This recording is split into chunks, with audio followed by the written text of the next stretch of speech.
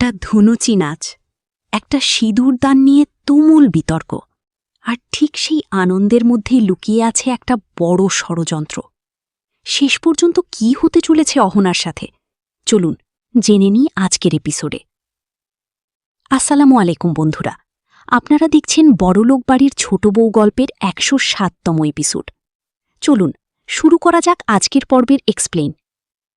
এপিসোডের শুরুতেই দেখা যায় অহনা হঠাৎ জানায় ছোটবেলা থেকেই সে খুব ভালো ধুনুচি নাচ করতে পারে, আর আজ তার খুব ইচ্ছা করছে দেবী দুর্গার সামনে নাচ করার।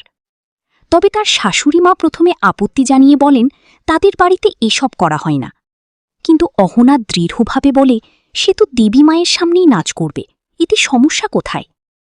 এদিকে পল্টু অর্জুনকে খোঁচা মেরে বলে এখন সবাইকেই নাচ দেখতে হবে, কিন্তু বাড়ির অন্য বউরা অহনার পক্ষ নিয়ে বলে তাকে নাচ করতে দেওয়া উচিত।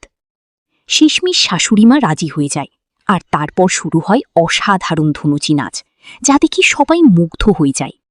সতুমামা তো এতটাই খুশি হন যে অহনাকে পুরস্কার দেওয়ার কথাও বলেন। এরপর শুরু হয় সিঁদুর দানের প্রস্তুতি। পাড়ার লোকজনও এসে জড়ো হয় এই অনুষ্ঠানে।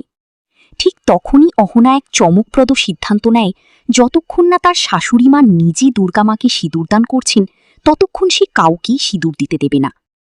এই কথা শুনে সবাই অবাক হয়ে যায়, কারণ তার শাশুড়িমা একজন বিধবা। তিনি নিজেও বলেন তিনি এই কাজ করতে পারবেন না। এ নিয়ে বাড়ির ভেতরে এবং বাইরে শুরু হয় তুমুল আলোচনা। অনেকে বিরোধিতা করে বলে নিয়ম ভেঙে একজন বিধবাকে দিয়ে সিঁদুর দান করানো ঠিক না, কিন্তু অহনা দৃঢ়ভাবে নিজের অবস্থান ধরে রাখে। সে বলে বিধবা হওয়া কোনো অপরাধ নয়, আর স্বামী না থাকলেই জীবন থেমে যায় না। টুকুনের বউও অহনার পাশে দাঁড়ায় এবং জানিয়ে দেয় বড়মা যদি সিঁদুর না দেন তাহলে কেউই দেবে না। এদিকে পল্টু এবং অর্জুন এই সিদ্ধান্তের বিরোধিতা করে, কিন্তু অহনা তাদের স্পষ্ট জানিয়ে দেয় তারা নিজেদের মাকে যতটা বুঝে তার চেয়ে বেশি তারা বউরা তার পাশে থেকেছে। অহনা আরও বলে এই পুরো পুজোর আয়োজন সে করেছে শুধুমাত্র তার শাশুড়ি মায়ের জন্য, যেন তিনি আবার জীবনের আনন্দ ফিরে পান। শেষ পর্যন্ত সবার কথা শুনে এবং বউদের ভালোবাসা দেখে অহনা শাশুড়িমা রাজি হয়ে যান। তিনি বলেন শুধুমাত্র তার বৌমাদের জন্যই তিনি এই কাজ করবেন। এরপর তিনি নিজ হাতে দেবী দুর্গার আরতি করেন, আর একে একে বাড়ির সব বউরাও আরতি সম্পন্ন করে। এরপর শুরু হয় সিঁদুর খেলা, সবাই আনন্দে মেতে ওঠে। কিন্তু এই আনন্দের মাঝেই লুকিয়েছিল নতুন বিপদ।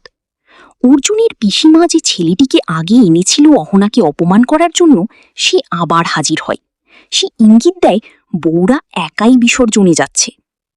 তারপর সবাই মিলে দুর্গামাকে গাড়িতে তোলে এবং নাচতে নাচতে বিসর্জনের উদ্দেশ্যে রওনা দেয়। বিসর্জনের পথে শ্যামল সবাইকে শরবত খাওয়ানোর ব্যবস্থা করে।